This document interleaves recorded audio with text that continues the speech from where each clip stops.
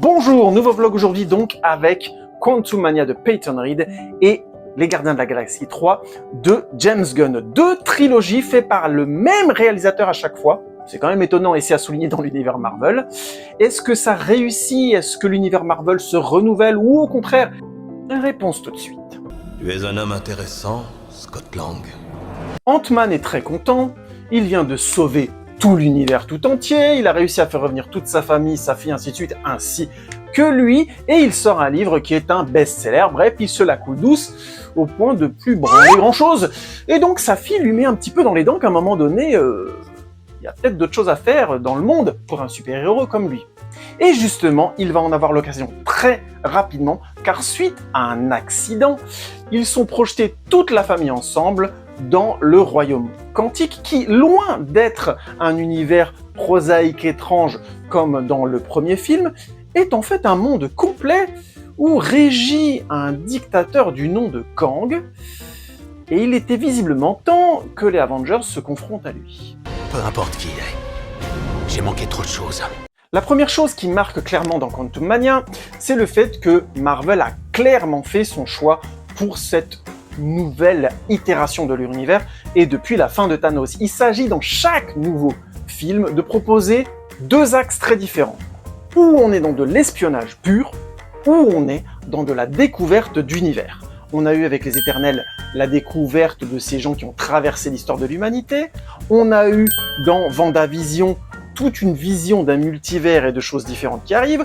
On a eu avec la série Loki l'explosion et l'éclatement de ce multivers qui serait encore plus puissant et complexe que l'univers vu avant, régi notamment par les pierres d'infinité et de Thanos. Et donc, on a dans Quantum Mania l'univers quantique qui est en fait un monde avec des gens qui y vivent, régis par des règles et donc des liens physiques un peu différents. Et honnêtement, ça fonctionne. Hop, hop, hop, hop, calmez-vous. Je sais que c'est un film qui a beaucoup divisé, beaucoup énervé, mais je suis désolé. Quand Marvel crée un univers, ils y mettent les moyens. On arrive à croire à la réalité, on va plus simplement dire à la vraisemblance de l'univers que l'on traverse. Encore une fois, depuis les différentes séries dont je viens de parler et films, Quantum Mania arrive à nous faire croire à cet univers quantique, aux gens qui y vivent, à cette flore étrange, à ce monde qui est comme le nôtre mais qui est déformé et qui mêlerait donc de manière très astucieuse et très maligne le mécanique et l'organique, les maisons étant vivantes. Bref, personnellement, j'ai trouvé ça drôle et en même temps assez fascinant en même temps. Est-ce que pour autant certains choix visuels sont simplement des blagues? Par exemple, un mec avec une tête de brocoli? Oui. C'est clair que Peyton Reed, son humour, on le connaît. J'étais le premier à dire que le Ant-Man and the Wasp était loin d'être l'un des meilleurs Marvel, je pense même que c'est un des plus mauvais, et notamment lié au fait que cet humour ultra présent finalement avait très peu d'impact, était très rarement drôle, et comptait finalement beaucoup trop sur ses acteurs pour réussir à être drôle. Si je devais résumer, je dirais que Peyton Reed, c'est Taika Waititi mais sans la finesse. Et vous savez que Taika Waititi, Thor, Love and Thunder, c'est loin d'être un mec qui est dans la finesse. Mais ce dosage mis à part, j'ai trouvé la part dramatique plutôt réussie globalement. Pour une histoire père-fille, je trouve pas très bien écrite et qui au final avait pas vraiment de raison d'être dans ce film, simplement pour donner un trajet et une certaine forme d'héroïsme au personnage d'Ant-Man, et c'est peut-être le gros défaut du film, j'y reviendrai plus tard. Globalement, l'écriture dramatique est plutôt bonne. Les acteurs, évidemment, donnant très bien le change, que ce soit Michael Douglas ou Michelle Pfeiffer. Dans le rôle, on sent que la bouteille, l'expérience fait le taf, et ils savent être dramatiques, ils savent être touchants quand c'est nécessaire, ou complexe et ambigu quand c'est nécessaire. Même si, clairement, dans ce film-là, c'est Michelle Pfeiffer qui a le flambeau, et elle le tient très très bien. Notamment dans son histoire avec Kang, qui est pleine de scènes vraiment complexes et bien écrites. Pas forcément les scènes les plus incroyables qu'on ait vues au cinéma, mais juste bien assez servies pour qu'on puisse croire à ce nœud dramatique et au pourquoi elle aurait conservé une certaine forme de secret par rapport à cette vie qu'elle a eue dans le royaume quantique. Et quand les personnages sont confrontés à l'univers quantique et à ses paradoxes, on a notamment une séquence où des potentiels se réalisent au même moment les uns des autres. C'est une superbe séquence, c'est la séquence spectaculaire du film. Elle est marquante, elle est assez vertigineuse, et en termes de sens, sa conclusion est très belle. C'est assez étonnant de voir un film parier autant sur une séquence visuelle pour parler des émotions de deux personnages ensemble. Est-ce que ça marche? Est-ce que ça nous emporte? Non, émotionnellement non. Mais de manière spectaculaire et symbolique, ouais, c'est une très très belle séquence.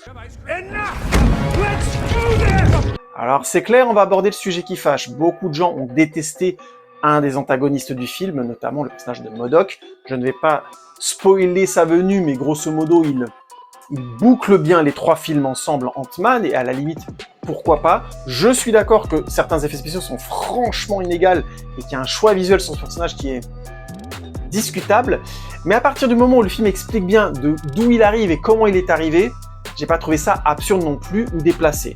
Je trouve par contre, et je suis d'accord avec la plupart de ceux qui l'ont dit, les effets spéciaux trop bancals dans sa mise en place visuelle, ce qui fait que du coup, on a l'impression par moments de voir des effets spéciaux franchement moyens, voire carrément ratés.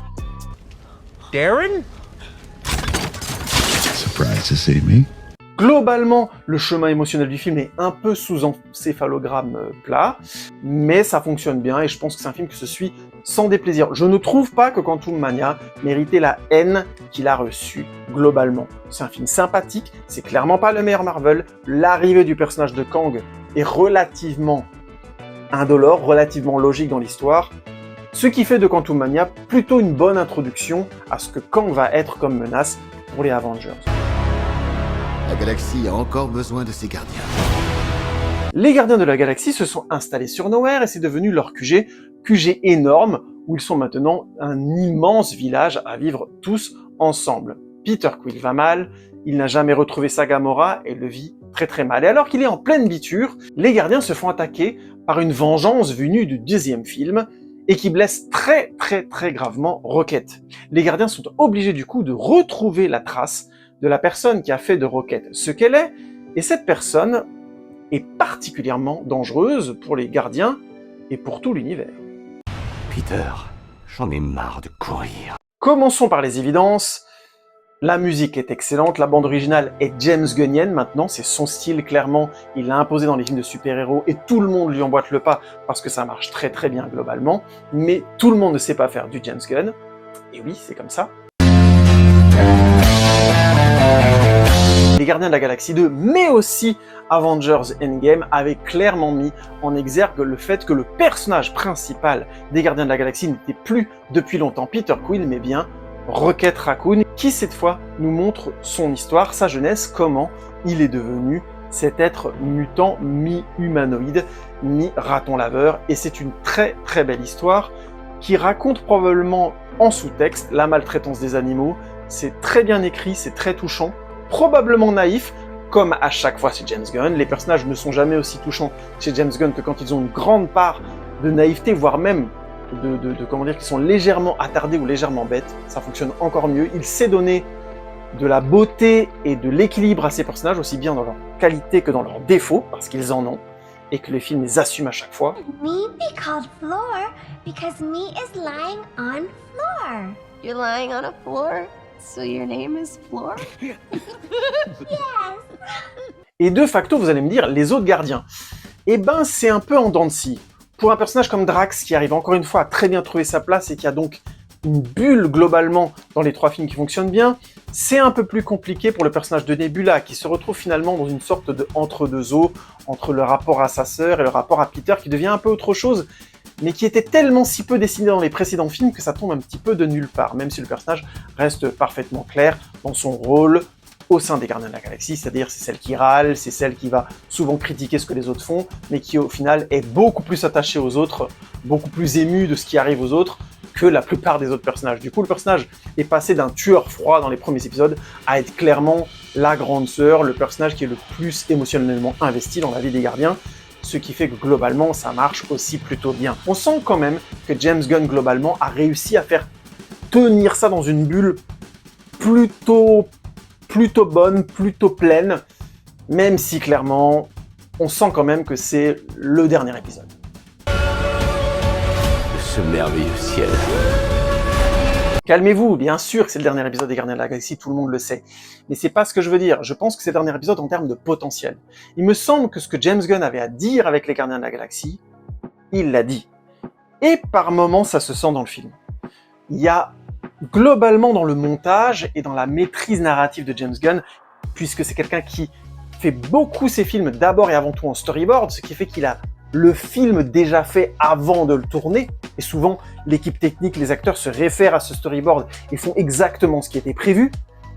James Gunn se permettant surtout de l'improvisation sur des séries télé, comme Peacemaker par exemple, mais ces films, ils sont storyboardés de la première à la dernière image, ce qui donne ce côté fluide, extrêmement facile à regarder, et c'est pour ça aussi que les musiques collent parfaitement avec les moments, parce qu'au moment où James Gunn écrit le scénario et fait le storyboard, il a déjà la musique en tête, ce qui explique la liaison parfaitement maîtrisée du rythme de l'image et de la musique ensemble, ce qui crée à chaque fois cet univers gunnien absolument unique. Et là, dans ce Gardien de la Galaxie 3, on sent que ça tient un peu moins. Il y a quand même certaines séquences qui arrivent un petit peu en jump cut, qui arrivent un petit peu de manière abrupte. Il y a quand même certains règlements de situation qui arrivent autour de disputes entre les personnages qui sont un peu forcés, où on sent clairement que James Gunn a dit ce qu'il avait à dire avec ces personnages-là, et du coup il les fait un peu hurler pour rien, c'est pas forcément ce qui fonctionne le mieux. Globalement d'ailleurs, chez James Gunn, les scènes de dispute où les personnages se hurlent dessus, c'est pas ce qu'il fait de mieux. Ce qu'il fait de mieux, c'est quand les personnages se prennent la tête et que l'un d'entre eux rend la chose absurde. Que leur communication devient de la communication. D'ailleurs, il y a une séquence de dispute à un moment donné où les personnages arrivent chez quelqu'un comme une famille dysfonctionnelle, caricature, ou tout simplement une famille avec plein de personnalités très affirmées, et la scène est très très drôle et elle fonctionne extrêmement bien, notamment avec un running gag de Drax qui se tombe sur un canapé humain et qui veut absolument se coucher dedans et qui défend Mordicus qu'un canapé c'est pas fait pour s'asseoir, on peut pas créer un canapé juste pour s'asseoir, c'est forcément fait pour s'y coucher. Blue is the open line for everyone. Orange is for blue. What?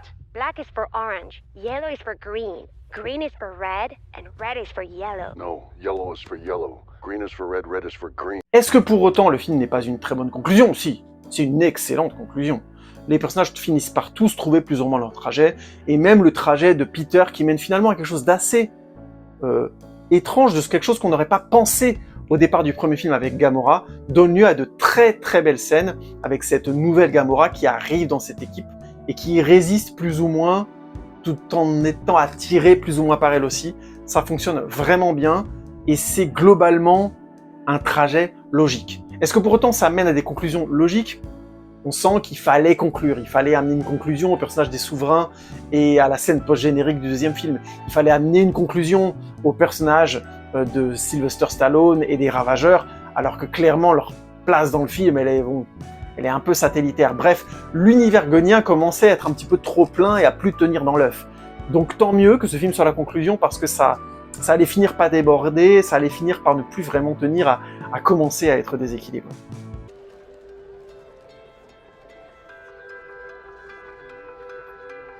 En l'état, Les Gardiens de la Galaxie 3 est vraiment un très très bon film. Il se suit très facilement, il est bourré de séquences dantesques, aussi bien en termes d'humour qu'en termes spectaculaires. On a une vraie séquence de baston avec tous les gardiens au ralenti, avec des zooms, le film est presque trop généreux dans cette séquence, il ne réussit pas tous ses effets, mais le film est bourré vraiment de séquences spectaculaires qui sont vraiment cool à regarder. La séquence de fin sur une station qui est en train de se déséquilibrer, le méchant dont j'ai pas assez parlé, mais qui est une sorte de scientifique fou sadique qui fonctionne très très bien, l'acteur étant encore une fois très très bon. Du coup, Les Gardiens de la Galaxie 3, ça marche très très bien, allez-y, mangez ça. On a deux réalisateurs très différents là, et c'est ça que je voulais pointer vraiment dans ce vlog. Peyton Reed a bien produit Quantum Mania. Il n'y a pas d'effets spéciaux dans Quantum Mania qui sont vraiment frontalement ratés. C'est des choix artistiques, on peut ne pas les aimer, mais globalement, l'univers fonctionne plutôt bien. Les effets spéciaux ne dérangent pas plus que ça dans Quantum Mania. C'est bien fait. C'est du travail de bon faiseur.